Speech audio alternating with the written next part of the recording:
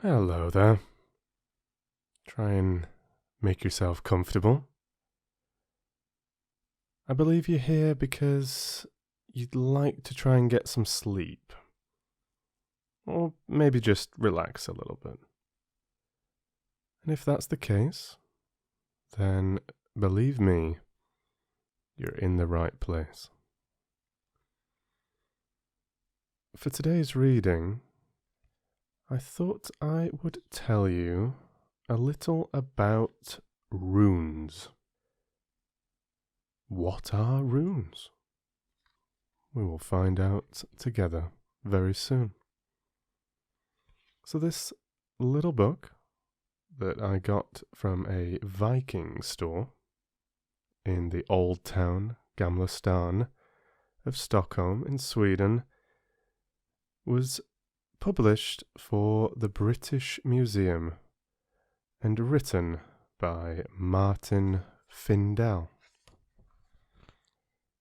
And the book tells the story of runes, from their mysterious origin and development as a script to their use and meaning in the modern world. It also looks at the fascinating work of modern runologists trying to understand and interpret runic texts. Linking us to the historical hand, these runes provide us with a wealth of information about the lives of people who inhabited much of Europe over 1,000 years ago. So like I said, what are runes? Runes are a form of alphabetic writing. That is, a writing system in which each symbol represents a sound. Unlike the Roman and Greek alphabets, however, runes were chiefly only used for carving rather than for writing manuscripts, and were therefore made up of a series of straight lines to aid carving. Runic writing has been in use in various parts of Northern Europe since at least the 2nd century AD and probably earlier. We do not know exactly when, where, why, or by whom runes were first created.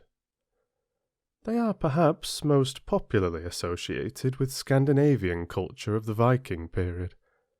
But even before this, runes were known in Britain, the Low Countries, parts of Germany and France, and a small number of inscriptions have been found in southeastern Europe. The inhabitants of Anglo-Saxon England developed their own form of runic writing in the 7th century, but it had almost completely died out by the 11th, well before the Norman invasion in 1066. In Scandinavia, on the other hand, the use of runes continued into the late Middle Ages, and in some localities, into the modern period. Like any other kind of writing, runes served many different purposes over the long period of their use. People used them for labelling their property or their handiwork, demonstrating their social status or political authority, sending personal messages, and writing prayers and charms. The texts can be formal or informal, skillfully or casually carved, simple or complicated. We have inscriptions that express people's sense of loyalty, piety, affection, sexual desire, pride, and playfulness. In both Scandinavia and England, runic characters were also used as the basis of riddles and secret codes. Then again, we find some that are utterly incomprehensible. Some of these seem to be genuinely meaningless, linguistically, if not culturally. It seems that the visual appearance of writing or an imitation of writing was important in itself. Other apparently nonsensical inscriptions may have served a magical purpose. But the realm of rune magic has been the focus of much ill-founded speculation, and we must treat it with caution. The etymology of rune. The word rune has a long history. Many inscriptions, some of them quite early, contain the formulaic text, NN wrote the runes. It is not entirely clear whether the word means runic characters, or inscription, text, or both. It is sometimes singular, and sometimes plural. The singular form obviously does not refer to a single character, so here at least it must mean something like NN wrote this inscription. Where the word occurs in inscriptions, it only ever seems to refer to writing, but many people have attached great importance to its supposed original meaning. In Gothic, a now extinct Germanic language, which we know about chiefly through the Bible's translations made by the missionary Wulfila in the 4th century AD, the word runa is used to translate Greek mysterion, mystery, secret. Old English run, Old Norse run, and Old High German runa can also mean whispered, secret, or private counsel. This association with secrets and religious mysteries has been used to promote the popular belief that runic characters have an inherently magical or mystical significance. However, there is evidence that rune may actually, and more prosaically, be related to verbs meaning dig, carve, scratch, as are words for writing in many other languages, such as the Greek word graphein, which means to paint. Interpreting the inscriptions. The first step in deciphering an inscription is to read it, that is, to identify the characters which are present, and this can be a frustrating exercise. If the object is worn, corroded, or damaged, runes may not be legible, and deliberate carvings may be difficult to distinguish from unintentional scratches. Many objects are marked with shapes or symbols which are labelled rune-like or runic, but which do not represent writing, and so these can be misleading. Assuming we can identify the marks on an object as runic characters, the next task is to try and make sense of the inscription as a piece of language. In other words, to produce one or more interpretations. In order to do this, we need to gather as much information as possible about the type of object, the material from which it is made, the techniques used for carving the runes, the relationship of the inscription to decoration and to other elements of design, and the archaeological context in which the object was found. All of these factors can help us to understand what might have been written on it, by whom, and why. Modern archaeology places a great deal of emphasis on the context of a find. The circumstances in which the object was deposited can provide us with useful information about its history, and the history of the people who made it, owned it, and used it. In fact, the overall layout of a site and its position in the local landscape can be at least as informative as the objects that are recovered from an excavation. That said, the object itself, of course, is a vital source of information, even when we do not have an archaeological context. Techniques of manufacture and styles of decoration can be used to identify, or at least give an indication of, when and where an object was made. Accompanying imagery and decoration can also be revealing in terms of context and may help us to understand the text. The type of material and the quality of workmanship can also hint at the status of the person for whom an object was made. We can also examine it for signs of wear and tear to learn about its history. Items worn next to clothing, such as jewellery, dress accessories, or scabbard, will become worn and scratched over time. So if one of these items has seen long use, we may be able to see the physical signs. About this book. Since runes were mainly used for carving, rather than for writing manuscripts, This book will focus on examples of inscribed objects to illustrate the use of runic script. The British Museum's rich collection contains many inscribed objects found in the British Isles, to which we will give particular attention alongside finds from Scandinavia and elsewhere. By analysing the texts found on these objects, we will trace the origins of the runic script, its development over the centuries during which it was used, and how it has been interpreted and used in more recent times. By doing so, the book will help us better understand the lives of people who inhabited Europe over 1,000 years ago, and reveal what runes meant to them, as well as what they have meant to modern generations. Reading and interpreting inscriptions is rarely a straightforward matter. Inscribed objects may be so badly worn or corroded that the characters are difficult to read, and even when we can read them, it can be difficult to work out what they meant to the people who made them. For some of the inscriptions we will be looking at, scholars have proposed dozens of possible interpretations, although not all inscriptions are so controversial.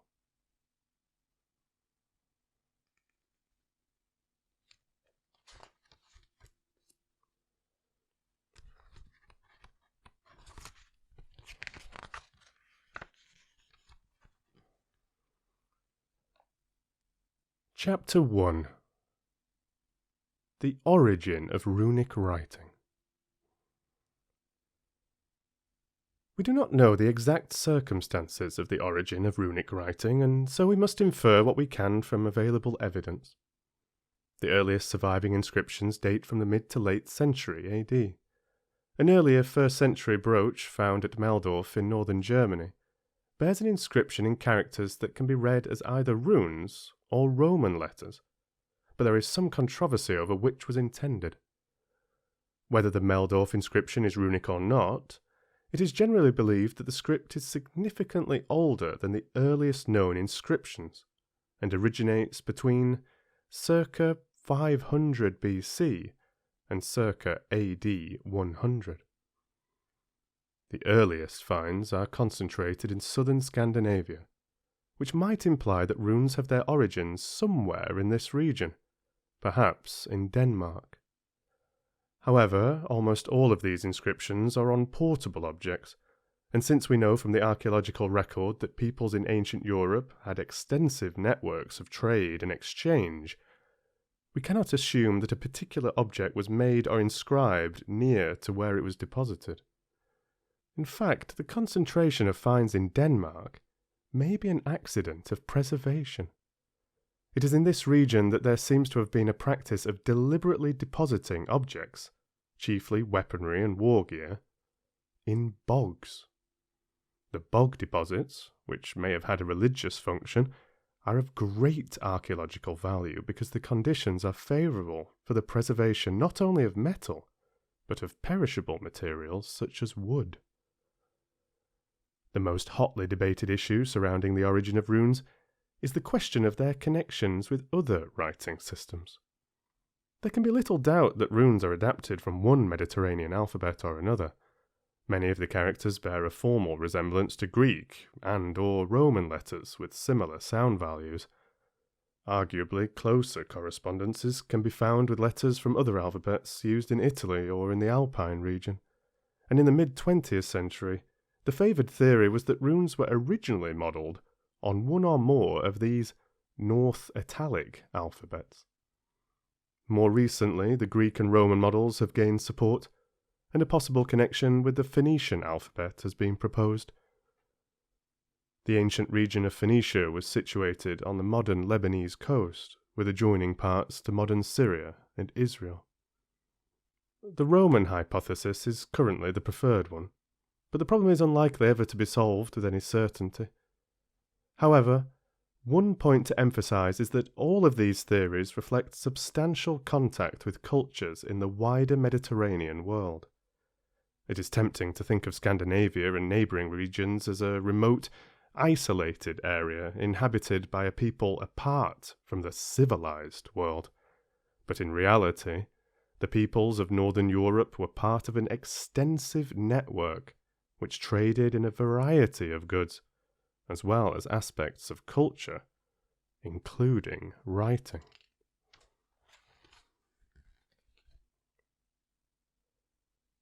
The Runic Alphabet. Runes are arranged in a conventional order very different from that of the Mediterranean alphabets, and it has become the norm to refer to the runic alphabets as Futharks, from the values of the first 6 runes. The earliest of these alphabets, containing 24 letters, is known as the Older Futhark. In total, around 400 inscriptions using Older Futhark runes are known.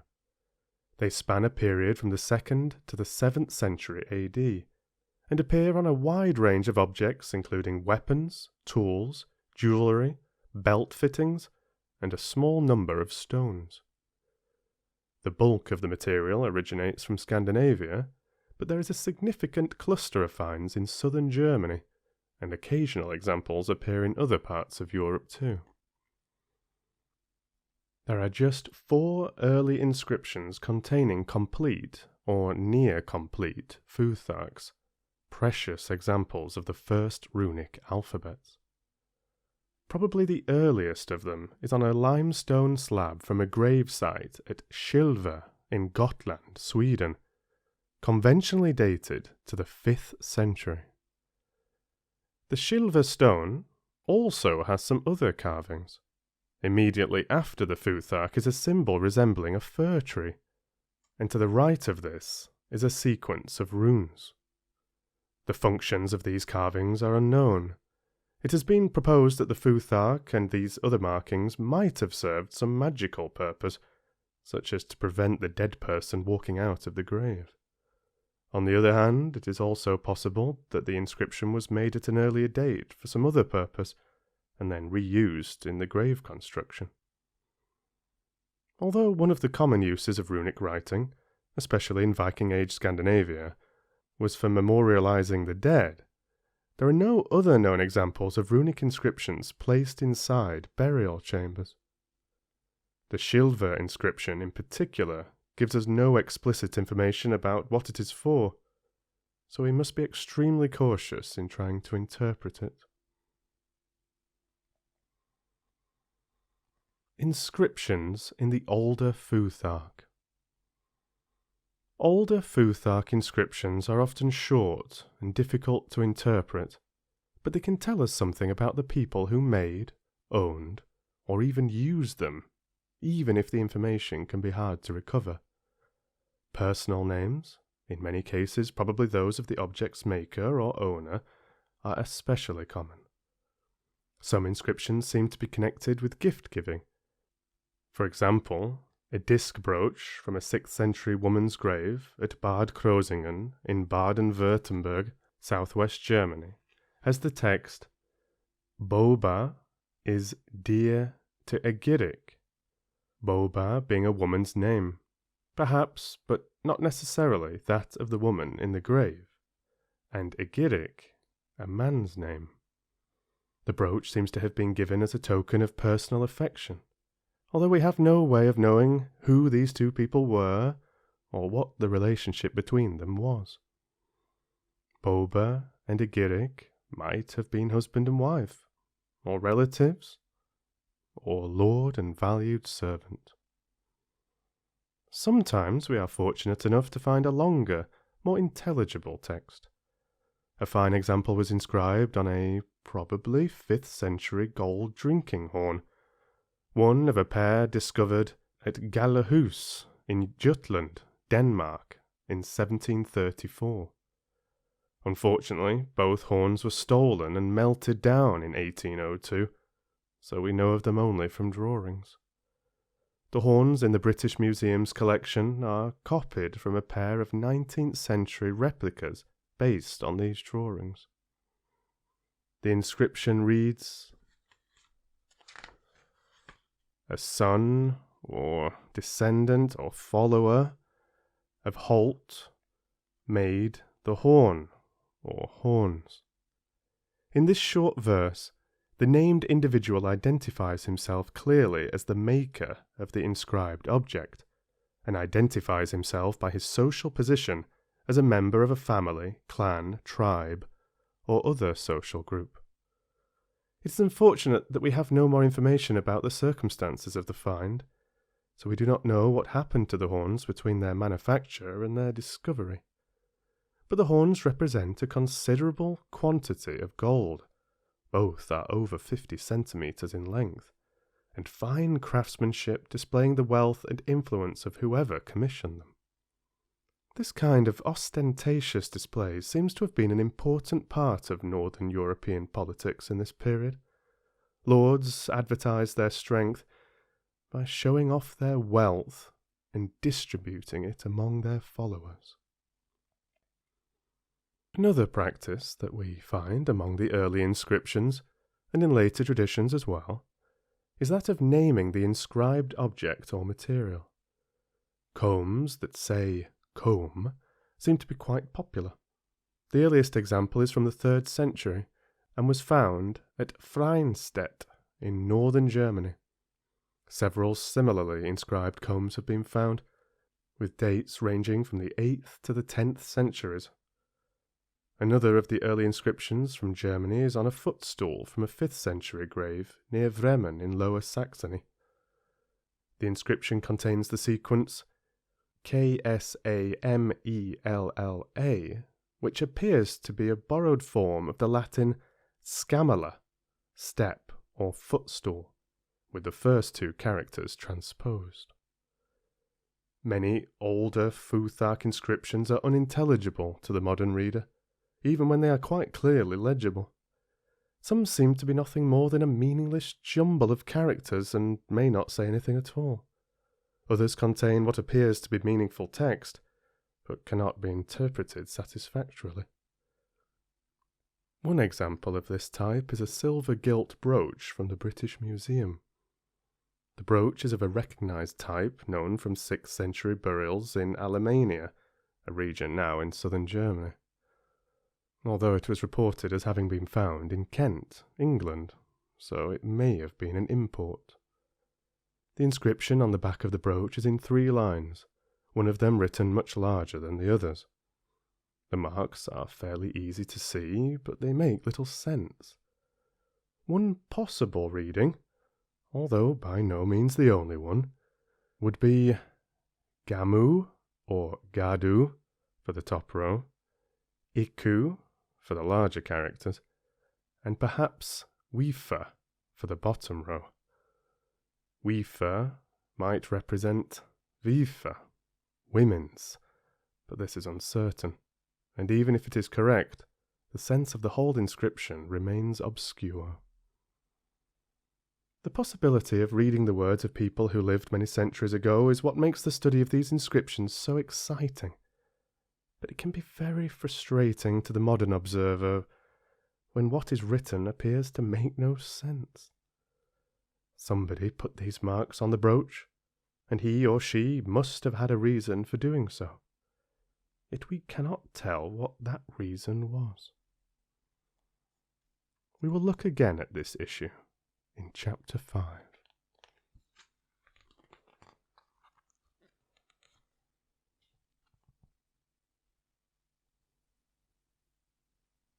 And this, in fact, brings us to the end of Chapter 1 of this little British Museum book on runes.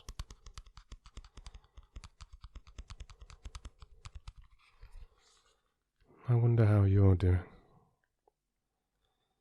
I wonder if you're already sleeping, if that was your objective from listening to this. If not, I hope you're content and relaxing. Or maybe just that this has provided a little bit of distraction, company, or entertainment while you've been busy with something else. You can let me know how it's been for you in the comments.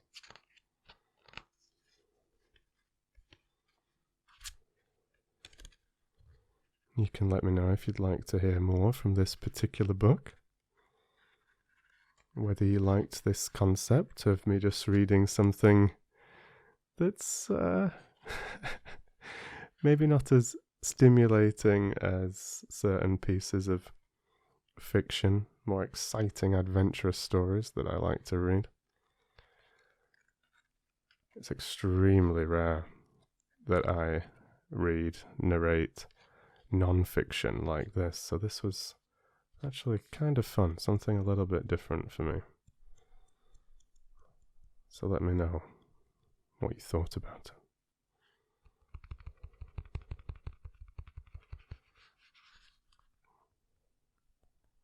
You take care now, wherever you are and whatever you're up to. Thank you for listening. Read to you soon.